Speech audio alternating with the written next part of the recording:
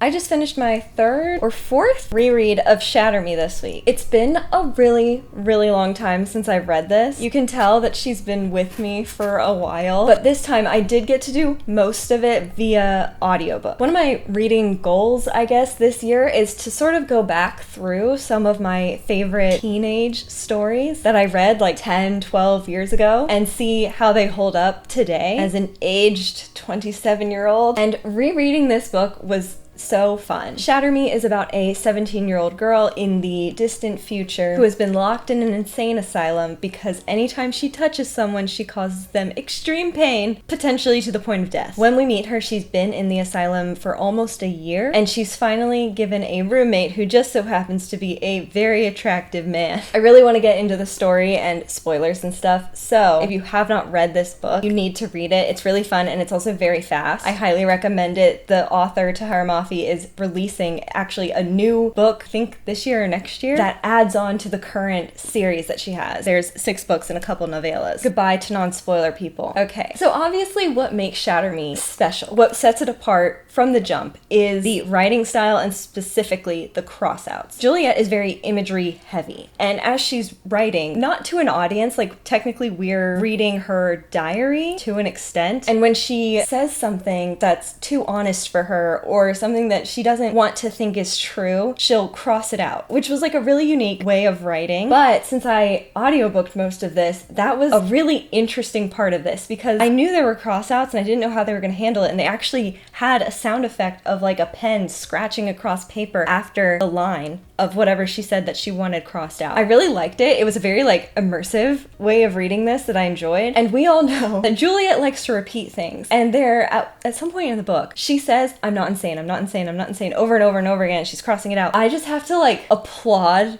the audiobook narrator for this moment because I kid you not, there had to have been 20 times at least where she's saying I'm not insane, and that audiobook narrator made every single one of those sentences different. She made the emotion different so that it felt like we were walking through this journey of Juliette being like, I'm not insane, and then as she's saying it over and over again, you're like, wow, like she's really losing it. Is she actually insane? And then she's like trying to laugh it off. She's like, I'm really not insane, I'm not insane, over and over and over again.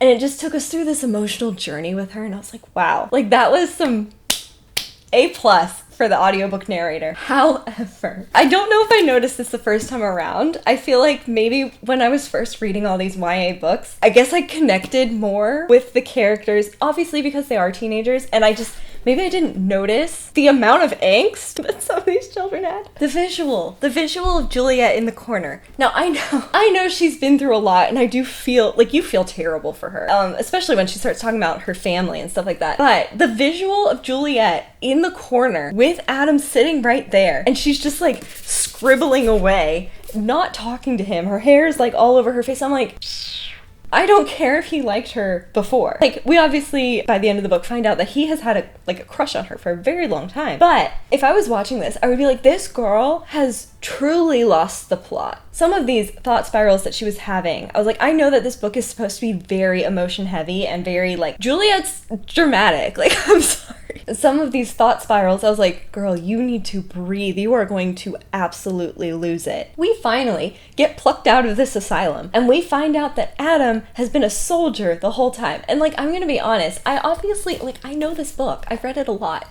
but I've read it a lot a long time ago. And so, like, that part, I was like, oh, that's right. Like, I had forgotten that somehow. But of course, like, she finds out that Adam volunteered to go in and be her roommate assignment, and that obviously makes her spiral all over again because she's like, okay, obviously he did not like me, and she's like, dang it, like, I've already, like, developed this crush on this guy. But that means that Adam remembered her, which she thought that he didn't because they had gone to school together, and she remembered Adam. I was like, okay, Juliette, like, please think this through logically. Obviously, we find out later that Adam remembered her because he remembered all of her kind acts, like how nice she was, even though people were truly horrible to her. But I was like, Juliette, no one's gonna forget the girl in their class who accidentally killed a child. And oh yeah, Juliette killed a child. Now, we feel very horrible about this, and she feels horrible about it because she has these powers. At the time, she didn't fully understand that when she touches people, like, how bad it hurts, also that she could truly kill someone because of the amount of pain. And she was trying to help this kid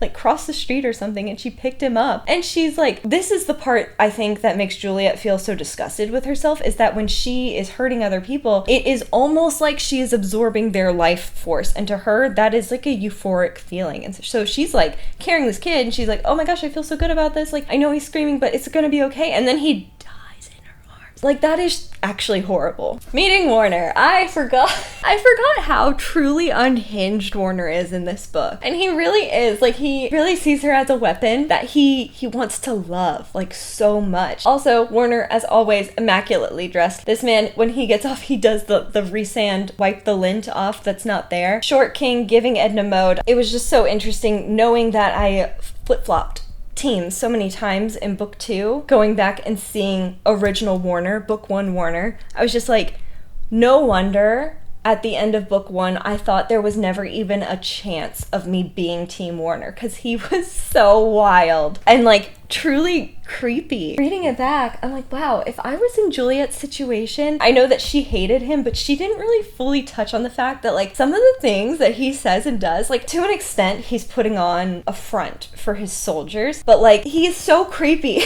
I love later in the book when Warner has realized that he can touch her, and Juliette thinks that Adam is dead and she's trying to get away from Warner, and she lets it. I didn't realize how wrong this was. I was reading this as a teenager. She lets him make out with her so she can distract him to get the gun from his jacket, and her descriptions of this situation, I was like, oh my gosh, you poor child. Get out of here. She does reach for the gun and she shoots him. So rereading this time around, the I love you came very quick. And I don't know if it's because like I don't remember thinking that when I read it the first time. I don't know if it's maybe because now when I read, like the books that I read now tend to be more romantic-y, I guess. And so they're longer books. It takes us longer to get to the I love you because there's got to be so much plot and world building early on, which is something I appreciate about this book, because there is actually, I feel like, so little world building. We get what we need to know here, but the world expands so much in every book, and she didn't clog us down with all of that stuff that we need. We really get more of a character-driven story here. But still, the I love you from Adam came very quick. And it reminded me of PETA, because I was like, okay, we have this girl who's like a little disturbed, and this guy who has been watching her from childhood, like falling in love with how selfless this girl is. And so it gave the same vibes, because like PETA never really approached Katniss either. And so now like Adam, it feels premature, but at the same time not, because he's kind of loved her his entire life. My other theory is that it could have been because I was audiobooking at 2x speed. So I'm literally getting the story faster than what I would normally be reading, so maybe that was part of it. Let me know your thoughts on that, because it almost gave insta love. Like if we hadn't heard Adam say so many instances of her kindness, it really would have felt like not a substantiated love claim, if that makes sense. Meeting James, and then him finding out that Adam can touch Juliette and that it doesn't kill him. Being like, that's awfully convenient. You can touch her, nobody else can touch her. Now she's your girlfriend. Like, him making those connections and being so skeptical was so funny. I normally don't like kid characters, but I do love James. On her way out, when we are escaping, Warner accidentally touches her without his glove on, and he doesn't get hurt. And Juliette is like, what on earth is happening that these two attractive guys her age can both touch her and be fine? And she's like, wow, I really hope Warner didn't notice, girl.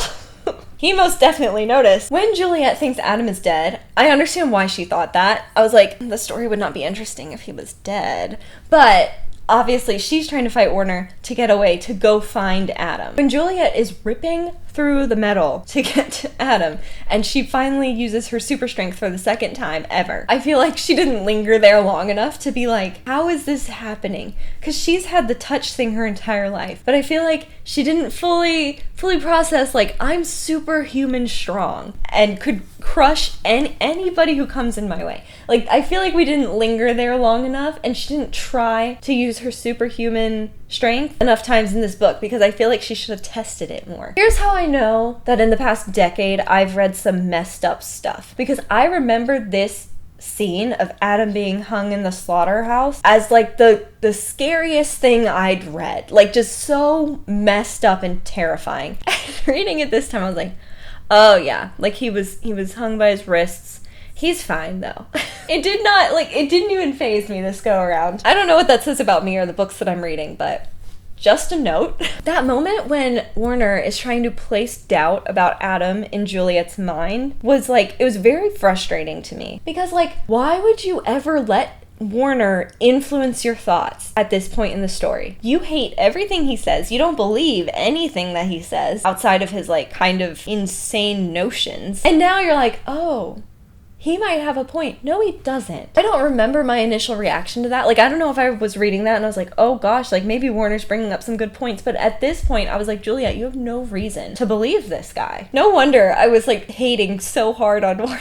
I love the part when Kenji shows up when we're at the house and like we hear the thud on the door. And Kenji's like, I don't know, some big dude brought me here. I am bleeding though. Could we please fix this? Kenji, you little liar. Like, it was one of the rebel people who brought him there and he was just acting. But I love Kenji so much. There is very little Kenji can do wrong in my eyes. He is the one who ends up taking us to Castle at the end of the book, where we see all these other people with kind of superpowers. Juliette finally feels like she's not alone in this, even though her power, I feel like, is very intense compared to the other people that she meets. So that was like a fun moment to see, even though in this story she doesn't really get all the answers that she wants about it. But she gets her purple superhero uniform and we are ready for book 2. With the looming fear that Warner is potentially still alive after Juliette shot him and looking for them. I had such a fun time with this. It makes me want to reread the whole series. I feel like I don't have the time to do that right now because there's so many books that I want to read for the first time. Like, I'm still working my way through the second Mistborn book, and those aren't necessarily like short reads. But you know, the TBR pile never actually ends, so I'll just throw it in there. I would love to hear your thoughts. What were your thoughts on Warner? Because obviously, like, I feel like it is very clear that we're setting up a love triangle here, and I know that I was like staunchly Team Adam until book 2 when I was like flip-flopping with every page. Normally I can pick one person and stay on that team, but this time I was like, wow, I have no devotion to anybody apparently. Were you one of those people who was like, I kind of like how unhinged Warner is? I would love to hear from you. Please like this video if you liked it. Click subscribe if you want to talk about more book stuff. My name's Caitlin. Thanks for watching. Bye.